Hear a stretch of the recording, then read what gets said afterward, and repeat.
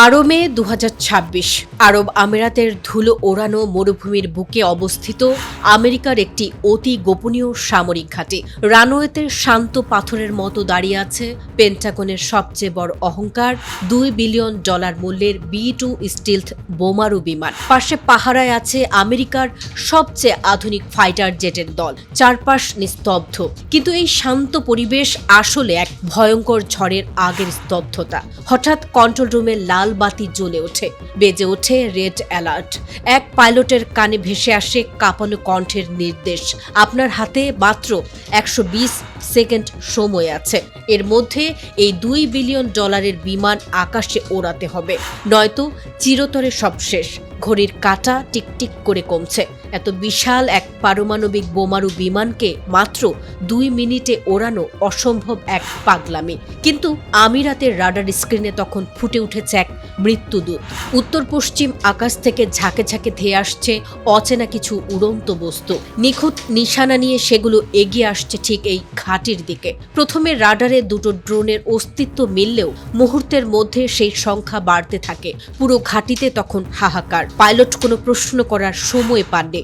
ইঞ্জিনের গর্জনে প্রকম্পিত হয়ে ওঠে রানওয়ে।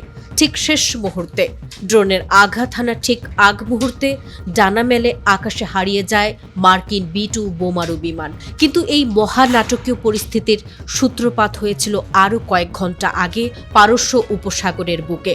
ঘটনার শুরু ইরানের বুশেহর এয়ারবেজের কন্ট্রোল রুমে। হঠাৎ রাডার স্ক্রিন কেঁপে ওঠে। আন্তর্জাতিক জলসীমার একেবারে কিনার ঘেঁষে অবস্থান নেয় আমেরিকার দুটি দানবীয় যুদ্ধ জাহাজ। শুধু তাই নয়, তাদের মাথার ওপর চিল শকুনির মতো চক্কর কাটছে বিশ্বের সবচেয়ে ভয়ঙ্কর fighter jet F-22 Raptor. Iran এই উস্কানি মুখ বুজে সহ্য করার পাত্র ছিল না। তারা আকাশে পাঠায় নিজেদের পুরনো কিন্তু বিশ্বস্ত F-4 টমক্যাট যুদ্ধবিমান। উদ্দেশ্য ছিল শুধুই সতর্ক করা। কিন্তু মাঝ আকাশে আধুনিক প্রযুক্তির আমেরিকার এই শিকারী বিমানগুলো ইরানের পুরনো বিমানগুলোকে লক করে ফেলে। রাডারে মৃত্যুর সংকেত দেখতে পেয়ে ইরানি পাইলটরা পিছু হটতে বাধ্য হয়। কিন্তু ইরান এখানেই থেমে যায়নি। তারা চাললো তাদের আসল দাবার চাল। সরাসরি মিসাইল ছুড়লে মার্কিন রাডার তা ধরে ফেলবে। তাই তারা নিঃশব্দে ছেড়ে দিল দুটি ড্রোন। মার্কিন যুদ্ধ বিমানগুলো চোখের পলকে সেই ড্রোন দুটিকে ধ্বংস করে দেয়। আর ঠিক এই ভুলটাই করতে চেয়েছিল ইরান। আমেরিকার ফাইটার জেটগুলো যখন প্রথম দুটি ড্রোন ধ্বংস করতে ব্যস্ত, ঠিক তখনই ইরানের আকাশ থেকে একসঙ্গে ডানা মেলে 15টি ড্রোন।